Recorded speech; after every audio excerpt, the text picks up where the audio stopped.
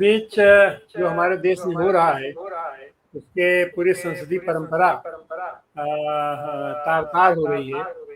और कोई जवाबदेही नहीं है, किसी भी चीज के प्रति जवाबदेही नहीं है। गृह मंत्री से बार बार कहा जा रहा है कि जवाब दो जवाब दो, वो संसद में आ नहीं रहे हैं। और थोड़ी देर के लिए अगर संसद चलती भी है तो हमने उसका हश्र देखा कि हमारे सभापति महोदय,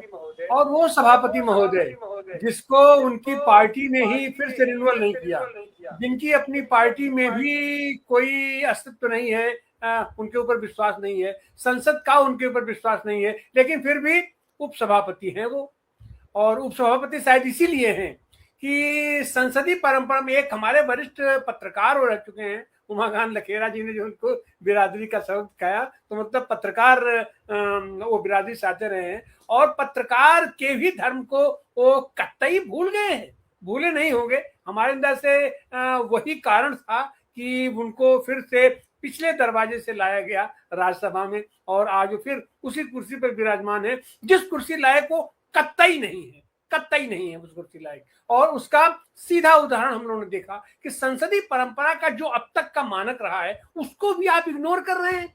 एक ऐसा सदस्य जो पहली बार आया है, एक ऐसा सदस्य जो पहली बार एक इतने बड़े समुदाय का प्रतिनिधित्व करने के लिए आया है, और वो पहली बार आपके सामने बात करने के लिए आया है, और जो अपनी परंपरा जो उसका विशेषाधिकार है उसको भी आप अनदेखी कर रहे हो। वो तो जितनी देर चाहे उतनी देर बोल सकता था, 4 घंटे 5 घंटे पूरा दिन, और आपको शुक्रगुजार होना चाहिए था कि ऐसा विद्वान अधिवक्ता,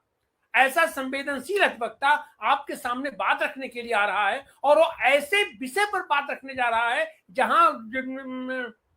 जो आपके पूरे जनतंत्र की मूल है, मूलाधार है, जिस पर बात करने से लोग डरते हैं, जिस पर बात करने से लोग कतराते हैं। अभी आपने देखा रत्ना बोरा जी सब कहते कहते भी इन्होंने अपनी मजबूरी किया, या अपना कमर या एक कोई भी आदमी हो, न्यायपालिका पर टिप्पणी लोग नहीं करते हैं या नहीं कर सकते बहुत सारी चीजों की, और उस पर होकर। लेकिन एक चीज और भी हुआ है, कल हमने देखा है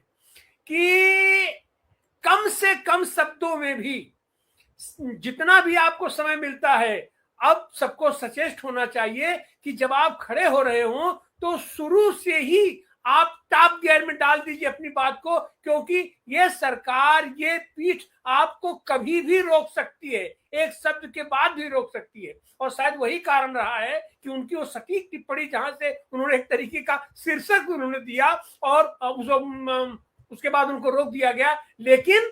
वह 2 मिनट ही हमको लगता है कि हमारे संसदीय परंपरा में, संसदीय इतिहास में माइलस्टोन साबित होगा। उन्होंने जो स्ट्रोक किया है वो सीधे के सीधे सरकार हिल गई है, आपकी न्यायपालिका हिल गई है, आपकी संसद हिल गई है। और सरकार मतलब इस भी तो सरकार लगातार हिल रही है, अगर नहीं हिली होती तो एक ऐसे भ्रष्ट अपना निकम्मे शिक्षा मंत्री का इस्तीफा जबरिया पटक के अंगूठा निशान इन बच्चों ने उनसे लगवा लिया, लेकिन उसके बाद भी उनके विकल्प में भी आपकी क्या थिथरई है, क्या बेहयाई है, कि आप उनके विकल्प में उससे भी ज्यादा अक्षम आदमी को आपने अपना ला के रख दिया है। और तब से लगातार संसद आपसे पूछ रही है, अपना देश की जनता पूछ रही है, बच्चे पूछ रहे हैं कि जो तुमने वादा किया था, जो समझौता हुआ था, आखिर उसका पालन क्यों नहीं हो रहा है। बच्चों के ऊपर 10-10, 12-12 साल के बच्चों के ऊपर एफआईआर हो रही है, उनकी गिरफ्तारी हो रही है, उनके गार्जियन ट्रोल किए जा रहे हैं, उनको पढ़ने नहीं दिया जा रहा है। आखिर इसकी जवाबदेही कौन लेगा? और उसकी जवाबदेही तो आप देने के लिए नहीं आ रहे हो, और शायद यही कारण है, और इसीलिए हरिवंश जी को शायद वहां रखा गया है। उनको अब तो कम से कम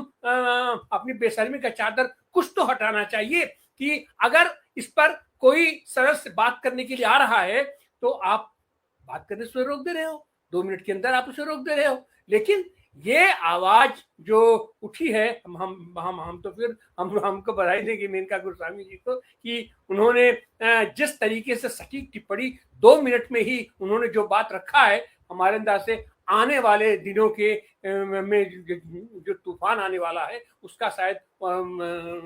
ये संकेत है, और वो तूफान गृह मंत्री के इस्तीफा से ही शायद शुरू होने वाला है, और अब वो कहां तक क्या जाएगा। लेकिन हम बहुत आशान्वित हैं कि ऐसे साथी भी एन केन प्रकार सदन में पहुंच रहे हैं, संसद में पहुंच रहे हैं और हमारी आवाज उठा रहे हैं, आम आदमी की आवाज उठा रहे हैं। इनके लिए उनका बहुत बहुत शुक्रिया, बहुत बहुत धन्यवाद, बहुत बहुत